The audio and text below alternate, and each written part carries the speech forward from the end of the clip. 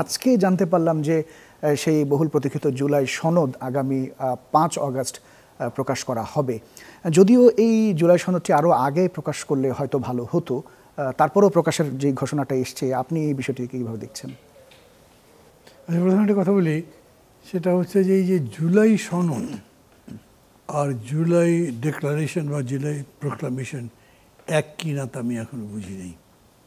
সরকারি যে উদ্যোগটা দেখছি সেটা হচ্ছে সংস্কারকে কেন্দ্র করে ঐকমত্য কমিশন যে আলোচনাটা করেছে এতদিন ধরে, সেটা নির্যাস নিয়ে তার মধ্যে যা যা মিলল with note of point of difference, ওইটা দিয়ে সেটা রাজনৈতিক দলগুলোর কাছে দেওয়া হবে এবং সেটা ৫ তারিখ নাগাদ দেওয়া হবে বলে আমি শুনেছি।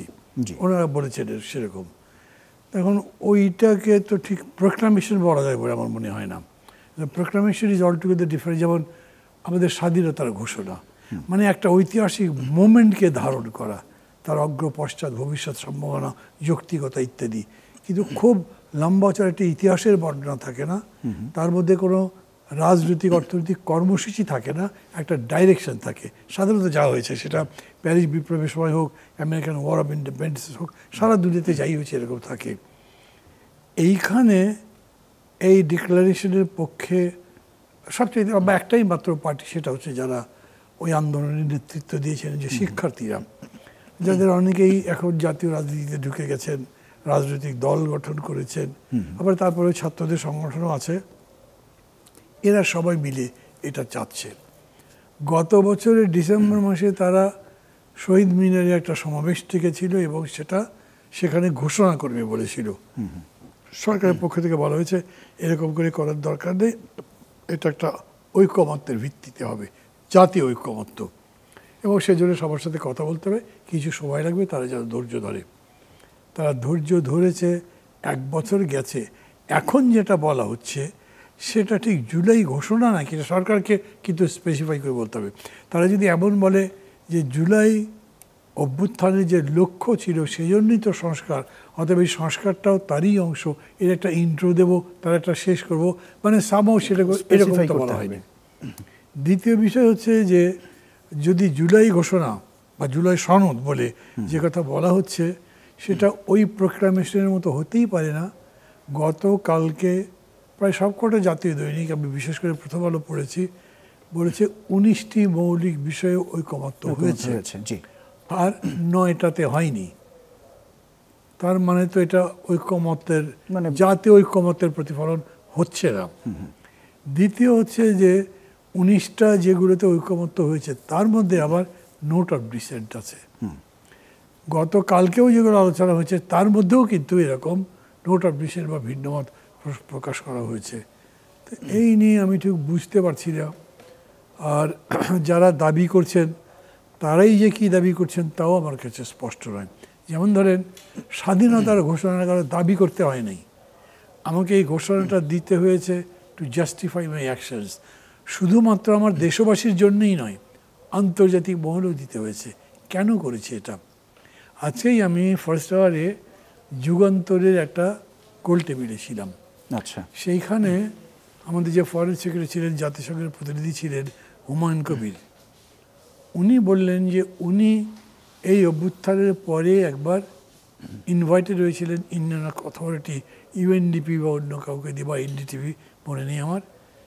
তারা প্রায় যারা উপস্থিত সবাই প্রশ্ন করেছেন যে what was this July insurrection? এটা তো আর্মি কুর মতো, আর্মির অভ্যুত্থান, আর্মি ক্ষমতা নিয়েছে।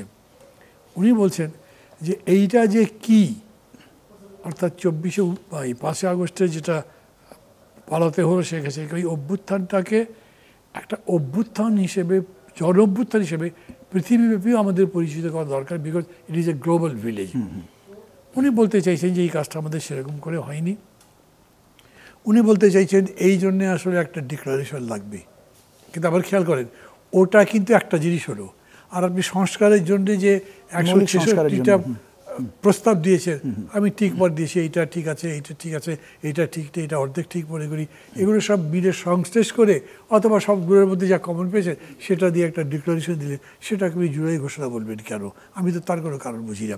হ্যাঁ, জুলাই ঘোষণাটা হতে পারে, সেটা হচ্ছে কি বাংলাদেশ ঘোষণা আপনি বলেন। এত বড় অভ্যুত্থানের পরে নতুন যে বাংলাদেশ গড়ে তোলবার অঙ্গীকার, প্রত্যয়, আশাবাদ আন্দোলনকারী শক্তিগুলো, তাদের সমর্থনকারী, তাদের নেতৃত্ব দানকারীরা মনে করেছিল, সেগুলো কিভাবে হতে পারে তারই একটা ঘোষণা আমরা দিচ্ছি। আমার কাছে কিছুই ক্লিয়ার নয়। যারা চাচ্ছেন তারা মনে করছেন যদি এটা না দেওয়া হয় রাষ্ট্রীয়ভাবে মানে আবার তারা বলছে এটা সংবিধানে সন্নিবেশিত হতে হবে, তা না হলে কে জানে 2 বছর পরে 5 বছর পরে অন্য কেউ ক্ষমতা এসে তাদেরকে এটা একটা মিউটিনি বলে আবার একটা মিউটিনি বলে ট্রায়াল করে ফাঁসি দিয়ে দিল। যেরকম দেখেন শেখ মুজিবের মৃত্যু, সেই সময় সবাই তো জাতীয় বীর বলেছে এদেরকে, অনেকেই বিভিন্ন রকমভাবে। তারপরে ওটার যেন কোনো বিচার হতে না পারে সেজন্য ইন্ডেমনিটিও দেওয়া হয়েছে। কোনো ইন্ডেমনিটি কাজে লাগে নাই, অন্য কিছুই কাজে লাগে নাই, তাদের বিচার হয়েছে, ফাঁসি হয়েছে। এরা যে চাচ্ছেন তাদের একটা ভীতি থেকে, বা সমস্ত মানুষ যদি আমাদেরকে অ্যাকসেপ্ট না করে তাহলে কেমন বোঝাবে, এই জন্য তারা এটা চাইতে পারেন। কিন্তু আমি মনে করি তাদের ভাবা দরকার, এমন কি তারা যেরকম চাইছেন সেরকম করেও যদি হয়, যদিও সেটা হবে না, সেটা আমি একটু পরে বলছি, সেরকম করেও যদি হয় তারপরেও কিন্তু এটা তাদেরকে ওই প্রোটেকশন দিতে পারবে না। এটা ইনডেমনিটির মতো হতেই পারে। পরবর্তীতে যারা ক্ষমতায় আসবে তারা যদি সেরকম জায়গায় যায় তাহলে সেটার ব্যবস্থা তো হতেই পারবে। দ্বিতীয় কথা হচ্ছে যে ধরেন জাতীয় ঐকমত্য আমরা পিআর পদ্ধতি করব নাকি নন পিআর, হাইলি একটা পলিটিক্যাল থিওরিটিক্যাল ডিবেট, উচ্চকক্ষ নিম্নকক্ষ বিভিন্ন। এইটা তো আমরা আলোচনা করি একটা নিষ্পত্তি করতে পারি। অনেক থিওরি আছে ওটা বিতর্ক করে নিষ্পত্তি হয় না, বিশ্বাসের ব্যাপার দাঁড়িয়ে যায়। কিন্তু এইটা পিআর পদ্ধতিতে কোন কোন দেশে কী লাভ হয়েছে, নন পিআরে কী অবস্থা চলছে, ফার্স্ট পাস্ট দি পোস্ট, সেটা বলা হবে, আলোচনা করে সিদ্ধান্ত করা যাবে। তা করা হয়নি এখনো। আমি বলছি কিন্তু এইখানে আরও বড় বিতর্ক কি, 15 বছর ধরে রাজনৈতিক দলগুলো লাগাতার আন্দোলন করেছে এই ফ্যাসিবাদের বিরুদ্ধে, রক্ত, ঘাম, জীবনদান, গুম খুন, কত কি হয়েছে, মানে অবর্ণনীয় সেই দুঃসহ দিনগুলো সব বিরোধী দল মিলে আন্দোলন করেছেন। বেগম জিয়ার মতো নেত্রী কত বছর জেল খাটলেন, ভারতী তার লাইফটাই শেষ লাইফে চলে গেল সেখানে। তো ওনারা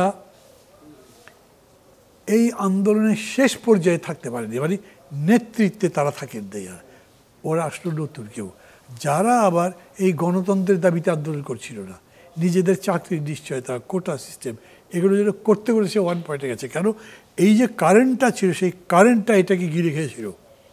কোটার আন্দোলনকে ছাপিয়ে হয়েছে এই গভর্নমেন্ট কিচ্ছু দেবে এদেরকে সরাও, তখন এক দফা চলে এসছে। এই যখন ঘটনাটা ঘটে গেল, সরকারটা পতন হয়ে গেল, তারপরে দেখলেন ন্যাচারালি একটা বিজয়ী আন্দোলনে সবাই নিজের নিজের ভূমিকার কথা বলে, তার সাফল্য দাবি করে, কৃতিত্ব দাবি করে, রাজনীতিতে তো বেশি করেই হয়। অতএব কথা এসছে, ছাত্ররা বলেছে ওরাই করেছে, অন্যরা বলেছে তোমরা তো করেছো, নিশ্চয়ই তার জন্য আমরা কৃতজ্ঞ, কিন্তু তোমরাই শুধু করেছো তা না, আমরাও করেছি, আমরা 15 বছর ধরে লড়াই করেছি না, আমাদের নেত্রী জেল খেটেছেন না, আমাদের এত লোক জেল খেটেছে, কারাবরণ করেছে, তারা মৃত্যুবরণ করেছে, তাদেরকেও মানতে হবে। এদিকে আবার বলেছে এই 15 বছর ধরে যাই করেছেন একটা খুঁটিও নড়াতে পারেননি। তার মানে এখানে নেতৃত্বেও একটা বিরাট বিরোধ আছে, এটা তো আলোচনাই হয়নি।